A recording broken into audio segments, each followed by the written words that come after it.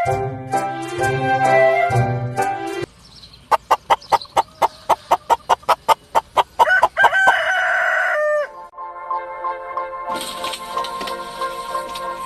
kamusta ka ngayong umaga, Siling? Mabuti naman, Kulas. Salamat at naalala mo pa akong kamustahin. Siling naman, dapat naman ganyan ang sagot mo sa akin. Sapagkat pagmulat ng mata mo sa umaga, wala ka nang inisip imasin at kamustahin kundi ang iyong manok. Tila nga'y mas mahal mo pa ang manok kaysa sa akin. Ano ka ba naman, Siling? Wala mas mahal sa akin sa buhay ito kundi ako sa... Siya nga ba?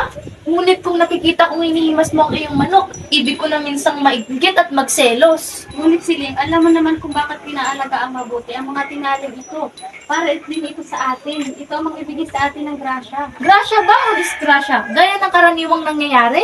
Huwag mo naman sanang upatin ang nakaraan. Oo, nagpatalo ako ng mga nakaraang araw sapagkat hindi pa ako biyada sa pagpili at maghimas ng manok. Ngunit ngayon ay marami na ako natutunan ng mga bagong sistema. At noong nakaraang linggo, noong matalo ka, ang iyong tali sa hindi mo pa ba alam ang mga bagong sistema? Yun ay disgrasya lamang, Siling. Alam mo, ako'y nanaginip kagabi. Napaniginipan kong hinabol daw ako ng isang puting kalabaw. Isang puting kalabaw, Siling. Ano kung puti? Ang pilak ay puti. Sa makatiwid ang ibig sabihin ay pilak. At ako'y hinahabol. Hinahabol ako ng pilak ng kwarta. Ngunit ngayon, wala nang kwartang pilak. Meron pa, nakabaon lang. Kaya walang duda, Siling. Bigyan mo lamang ako ng 20 pesos ngayon.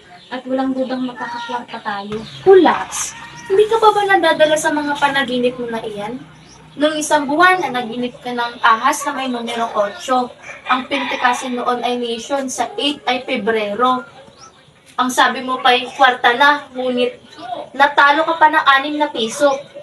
Oo nga, ngunit ang patayan ko ngayon ay hindi lamang panaginip. Pinag-aralan kong mabuti ang kaliskis at kanya ng manok na ito'y walang pagkatalo. Siling, ipinapangako ko sa iyo, tayo'y mananalo. Ngunit, Kulas, natatandaan mo ba yung ganyan na ganyan din ang sinabi mo nung isang linggo? Tungkol sa iyong manok na tali sa Anong nangyari? Nagkaulam tayo ng pakang na manok. Sinabi ko ng iyan ay disgrasya. Sige na, Siling, ito na lamang. Pag natalo pa ang manok na ito, ako hindi na magsasabi. Totoong totoo? Totoo, sige na. Madali at nagkonsultada na sila. May kontrata ako sa susunod konsultada, kakaya naman kung hindi ako makarating. O bueno, sa bagay, ay tatago lamang ako ng pera. O heto, huwag mo sana akong sisisihin kapag naubos ang ating kaunting pinagbilhan ng ating palay. Huwag kang mag-alala, Siling. Ito'y kwarta na siguradong sigurado. O bueno, dyan ka lang muna.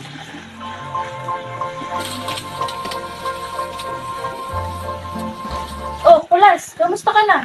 Kamusta naman, Siling? Pasensya ka na ako nagmamadali. Andyan pala si Siling. Siling, ganito si Siling! Andyan ko na muna. O Siling, ano ba nangyari sa iyong asawa? Pinagpapunta ka sa sunog? Ay, Shoneng. Mas masahol pa sa sunog ang pupuntahan. Papunta na naman sa sabungan.